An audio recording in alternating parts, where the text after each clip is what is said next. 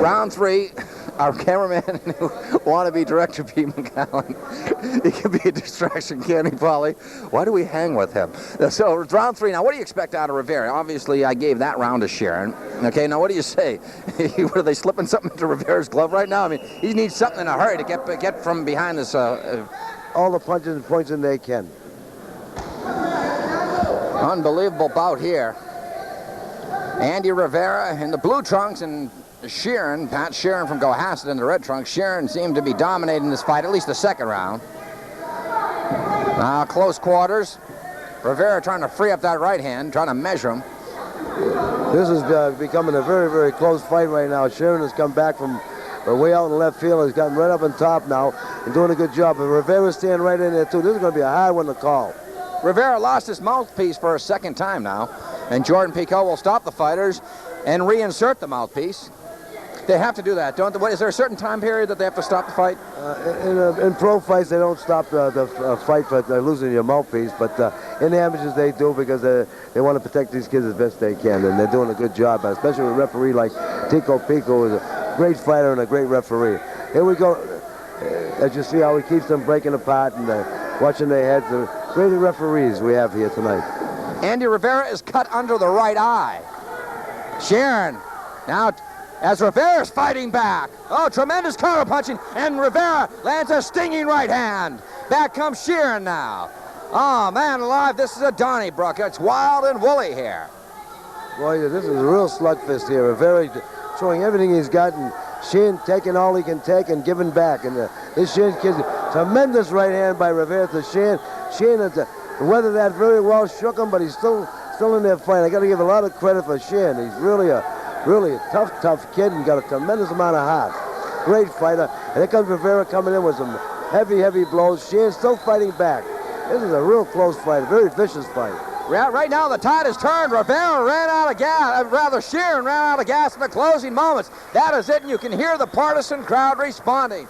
Pat Shearon and Andy Rivera as our final bout of the evening comes to a close. This one at the 156-pound level. As you can see, Jordan Pico getting the judges' slips. Who do you give that one to? Well, I think I'm going to have to give it to Rivera. It was a great fight, an exciting fight, and because all night was so exciting for us, and for me anyway, I'm afraid to stand up. I'm all wet from sweating and being so excited. I know I'm getting old, but I know I'm still able to hold myself. So Shearon had his nose bloodied, whereas Rivera has a mouse under his right eye. Right now they'll come to the center of the ring. They'll face Peter McGowan. Pinky Pico loves ABT. That's why he's facing the fighters in this direction. It is Pat Shearon from Cohasset who wins this special 156-pound bout. Well,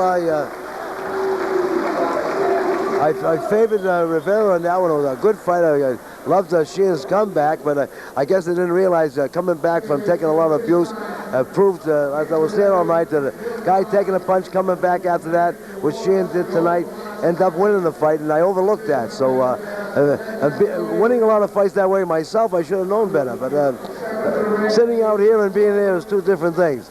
It's easy to call the shots, isn't it?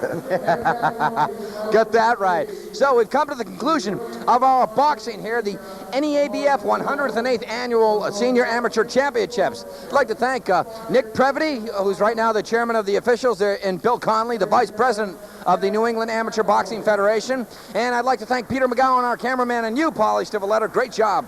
I want to thank you boys for giving me this opportunity. It makes me feel like I'm back there again. I want to for all this opportunity and being with you and hoping to be with you again. The Denham fans and the suburban towns are going to love this, and I'm glad I'm part of it. Great. So, for Peter McGowan and Paul Stivaleta, I'm John Horrigan saying so long from the Whitman Armory as you have just witnessed the NEABF Finals. The recipient is Frank Shea. So Frank Shea gets Outstanding Boxer of the Tournament. And here's the unsung hero, Matt McAloney. I think he was deserving for Shea with that trophy, and Nick Peretti standing with him, the referee, and both fighters did do an excellent fight to earn those trophies. Yes, Roma was you remember, it was a great fight, and certainly deserve the trophies they have right now, and they put on a great show. I wish there were a lot more trophies, because I think each and one of these fights tonight deserve trophies just like the boys are getting them right now. I don't think I've seen a bad fight here tonight all night. Did you? No, not at all, not at all. Now we'll catch you down the road, everybody. We got amateur fights coming up for you, pro fights, hockey fights. You got it here on ABT. Take care.